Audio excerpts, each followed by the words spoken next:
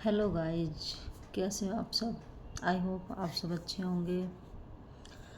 जिस टॉपिक के बारे में मैं बात करने जा रही हूँ, मैंने बहुत हिम्मत भी जुटाई है उसको रखने के लिए, और बड़ा सेंसिटिव टॉपिक है। जो गर्ल्स होती है ना, उनको कहते हैं कि बाहर लड़कियाँ सेफ़ नहीं है। ऐसा नहीं है, लड़कियां घर में भी सेफ़ नहीं है।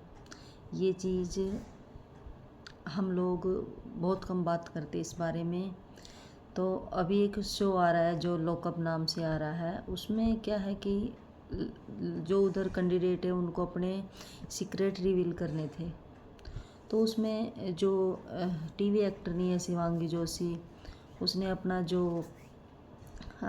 जो सीक्रेट रिवील किया वो उसने अपने मामा को लेकर किया कि मेरे साथ बचपन में मेरे मामा ने मेरे साथ ऐसी हरकत करने की कोशिश की।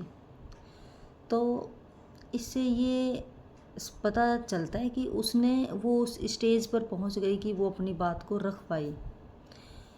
इंडिया में कोई भी लड़की ऐसी नहीं होगी जो सेक्सुअली हरेसमेंट उसने बचपन में ना झेला हो, और वो अपने पेरेंट्स को भी नहीं बता पाई, और जिसने बताया भी होगा उसके पेरेंट्स ने ही उसको चुप करा दिया होगा, नॉर्मलाइज कर दिया होगा। और जो बचपन में हरेसमेंट होता है छोटी बच्चियों का, उसमें कोई भी बाहर का नहीं होता है, उसमें घर के लोग ही होते हैं, जो हमारे रिश्तेदार होते हैं, जिनको हम बड़ी इज्जत से बोलते हैं, जो हमारे कजन्स होते हैं। लेकिन क्या है ना कि इस चीज़ को हम लोग घर में ही दबा देते हैं, और वो फिर बाद में उनको ही हम नमस्ते करते घूमते रहते हैं पूरी उम्र तक। ऐसी कोई लड़की नहीं है जिसके साथ बचपन में कुछ ऐसा हुआ ही नहीं हो। लेकिन ये है कि एक स्टेज पर आने के बाद वो लोग बोल पा रही है इस बात को कि उनके साथ ऐसा हुआ। ऐसा नहीं है कि आपने घर के बाहर आ जाओगी तो आप सेफ़ हो। ये बात नहीं कह रही हूँ मैं, मेरे कहने का मतलब है कि आप घर में भी सेफ़ नहीं हो।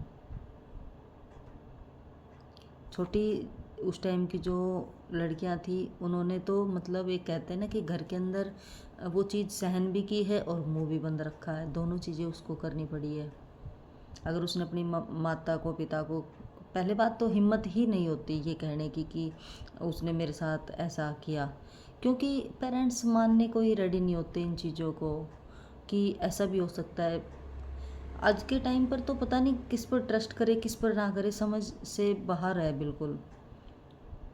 और जिनके साथ अगर वो बचपन में बच जाती है तो फिर उसके साथ बाद में चीज़ें हो जाती है। ऐसा नहीं है कि आप बड़ी हो गई तो आपके साथ ये चीज़ नहीं होगी घर में, या फिर आपकी शादी हो जाती है फिर उसके साथ आपके साथ ये चीज़ें नहीं होती है। ये औरत जिस अपने डर में दबाती रहती है ना वो चीज़, वो उस पर बहुत हावी बन के निकलती है एक टाइम पे। और ऐसा होता है कि उसको ये लगता है कि ये एक नॉर्मल चीज़ है, मैं इसका ज़्यादा बखेड़ा खड़ा करूँगी तो मेरी इंसल्ट होगी।